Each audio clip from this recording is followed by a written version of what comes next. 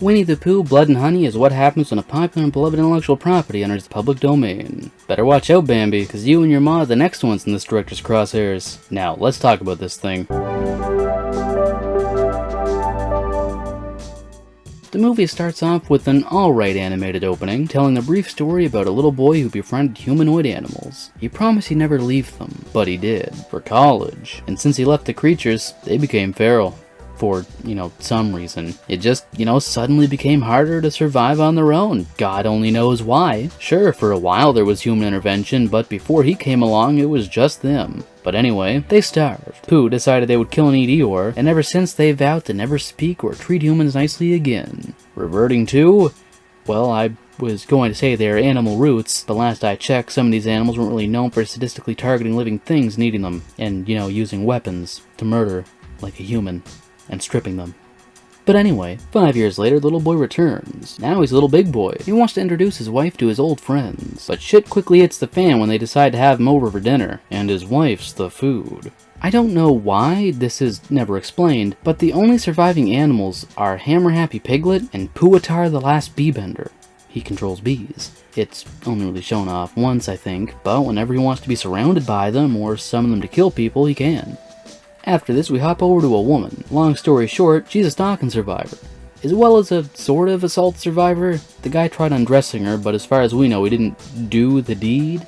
Anyway, our girl's struggling with her mental health, and takes the therapist's advice to head out on a vacation. Her and a group of friends arrive at their home. Or cabin. Resort. Whatever the hell this thing is in the 100-acre woods. The building is pretty huge and has things like a hot tub, an indoor swimming pool, and whatever this thing is exactly, one of the girls called ahead to have rose petals and shit put in a room. So, it's something?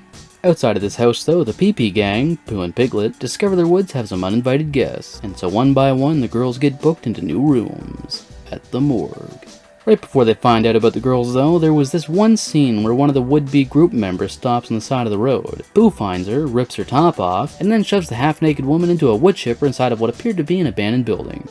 Anyway, so the PP gang get to killing, and boy oh boy does this use every slasher cliche in the book. Like when the one girl, for some reason, throws herself into the pool, and instead of just moving to the side and getting out, she attempts to swim to the opposite end, only to get killed.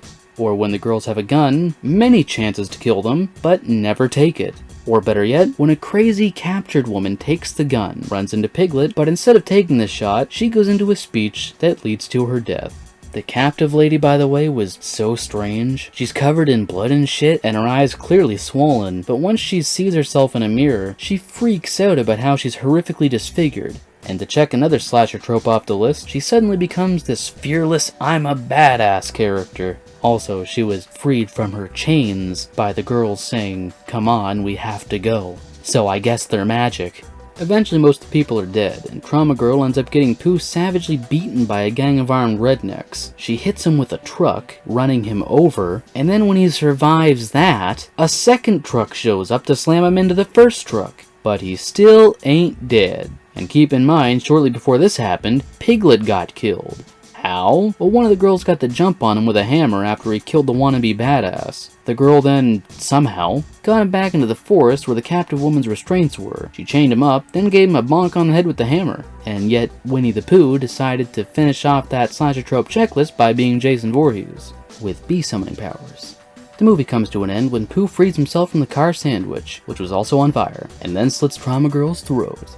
Oh yeah, and the little big boy Robinson is here too. He was kept as a slave, even though the animations after his wife's death in the opening showed the animals dragging him to a cave and tossing him into a fire.